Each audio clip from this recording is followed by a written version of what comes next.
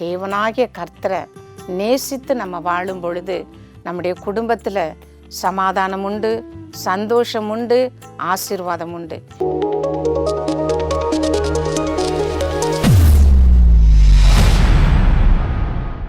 எனக்கு அன்பானவர்களே, இந்த நாளில் உங்களோடு பேசுவதற்கு கர்த்தர் கொடுத்த வேத வார்த்தை யோவேல் 2ஆம் அதிகாரம் 18வது வசனத்தில் இப்படியாய் சொல்லப்பட்டிருக்கிறது.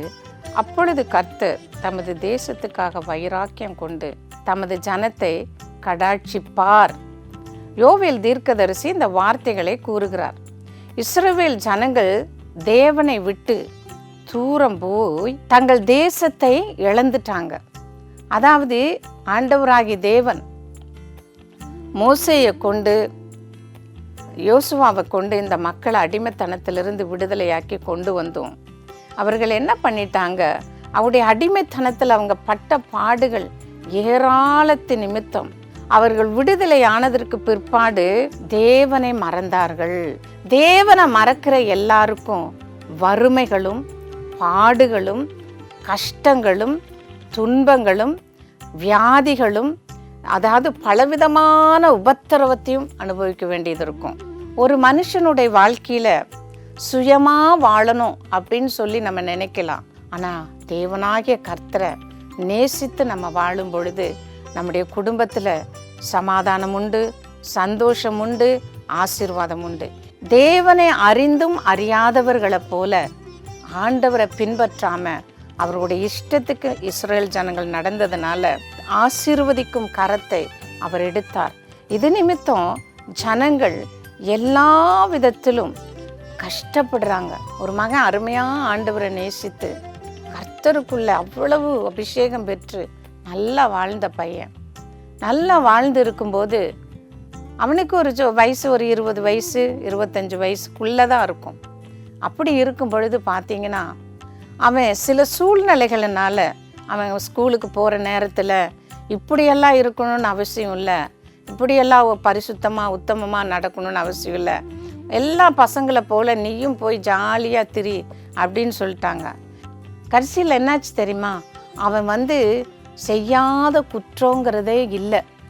அவனுடைய ஏஜுக்கு மிஞ்சின குற்றங்களையும் அநியாயங்களையும் அக்கிரமங்களையும் செய்து பரிதாபமாக பாதியிலேயே இறந்து போனான்.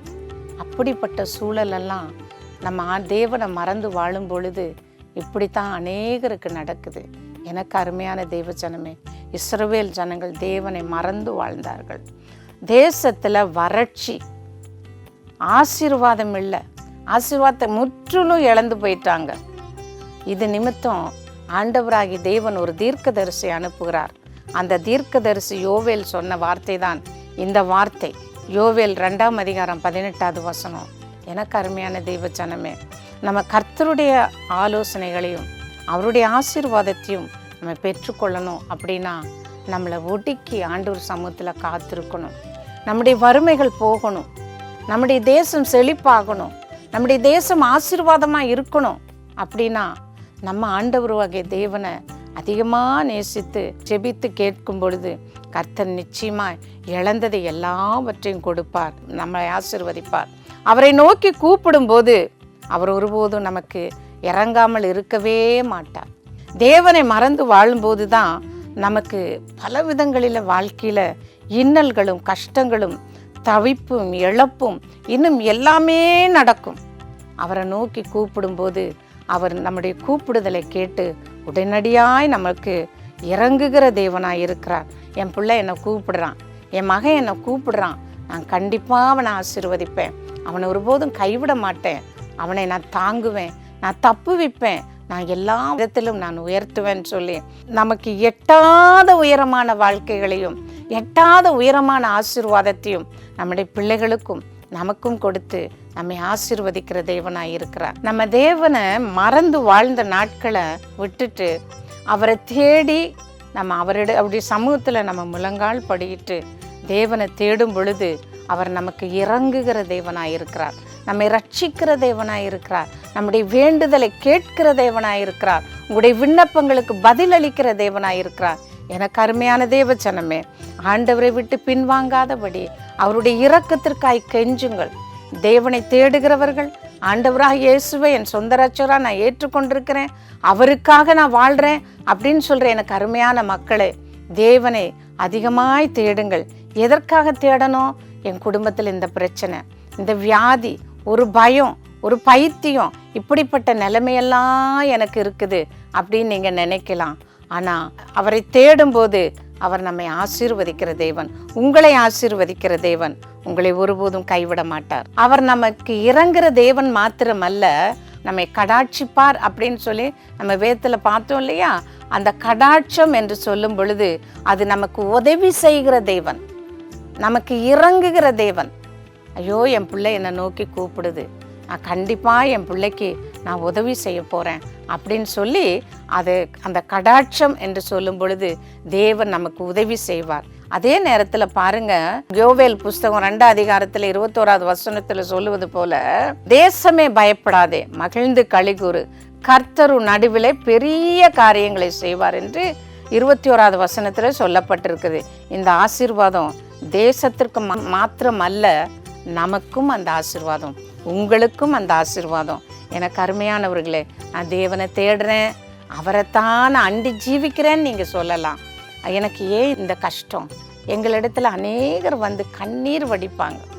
நான் அவங்க கஷ்டத்தை சொல்லும் பொழுது, கர்த்தரை தேடுங்கம்மா ஐயா, கர்த்தரை தேடுங்க, இந்த கஷ்டத்திலிருந்து நீங்கள் விடுதலை பெறுவீங்க அப்படின்னு சொல்லி நம்ம சொன்னால் கூட, நான் அவரை தான் தேடுறேன், ஆனாலும் எனக்கு இது நடக்கலையே அப்படிம்பாங்க. ஆனால் நம்முடைய ஆண்டவராகிய தேவன் தன்னை தேடுகிறவர்களை ஒருபோதும் கைவிட மாட்டார், ஒருபோதும் கைவிட மாட்டார். அவர் ரட்சிக்கிற தேவன், ஆதரிக்கிற தேவன், பலப்படுத்துகிற தேவன், ஆசீர்வாதத்தை தருகிற தேவன், இறங்குகிற தேவனாய் இருக்கிறார். உங்களை ஒருபோதும் கர்த்தர் கைவிட மாட்டார்.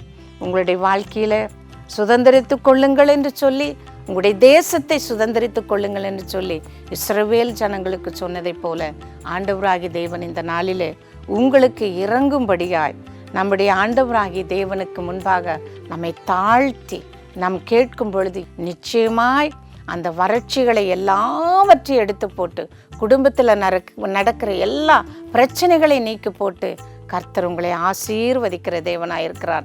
உங்களுடைய கண்ணீரை துடைக்கிற தேவன், துக்கத்தை மாற்றுகிற தேவன், இஸ்ரவேல் ஜனங்களை ஆசீர்வதித்த தேவன், கானான் தேசத்தை காணும்படியாய் சுதந்திரிக்கும்படியாய் செய்த தேவன், உங்களையும் அதே பாலும் தேனும் ஓடுகிற தேசத்தை காணும்படியாய் கர்த்தர் உங்களை ஆசீர்வதிப்பார்.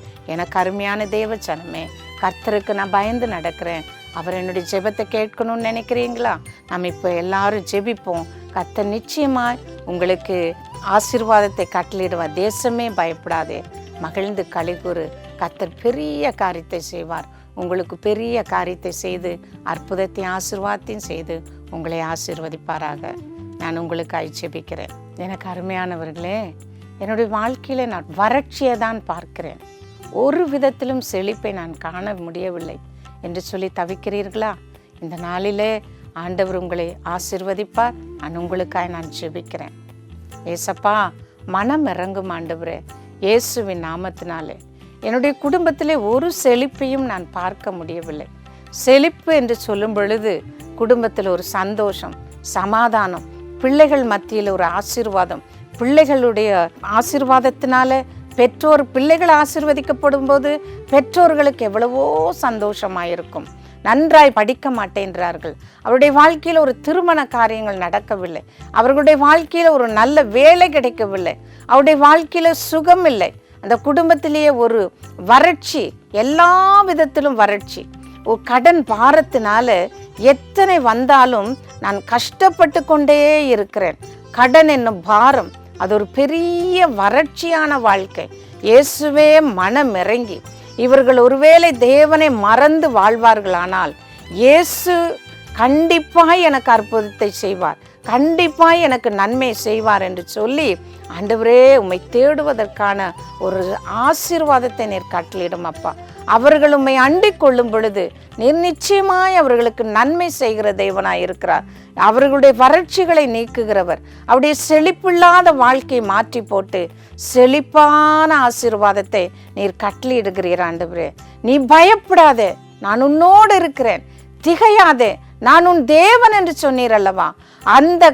அந்த வசனத்தை அவருடைய வாழ்க்கையில நீர் தந்து, அவருடைய பயம், அவருடைய திகில், என்னுடைய குடும்பம் எப்படி இருக்கும், இப்படியே போனா நான் என்ன செய்வேன், வறண்டே என்னுடைய வாழ்க்கை போய்விடுமோ, கண்ணீரோடு இருக்கிற மக்களுக்காய் நான் ஜெபிக்கிறேன்.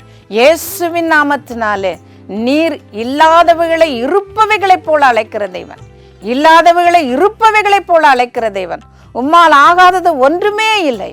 ஆண்டவராகிய இயேசுவே, மனம் இறங்கி அவருடைய வாழ்க்கையில என்னென்ன வறட்சிகள் இருக்கிறதோ அவைகளை எல்லாவற்றையும் எடுத்து போட்டு அவர்களை நீர் ஆசீர்வதியும், கடாட்சி தரலும், உதவி செய்யும். கிருபை தாங்கட்டும், பலப்படுத்தும். இயேசுவின் நாமத்தில் அவர்களை ஆசீர்வதிக்கவே வேண்டும் என்று ஜெபிக்கிறேன் நல்ல பிதாவே. ஆமேன்.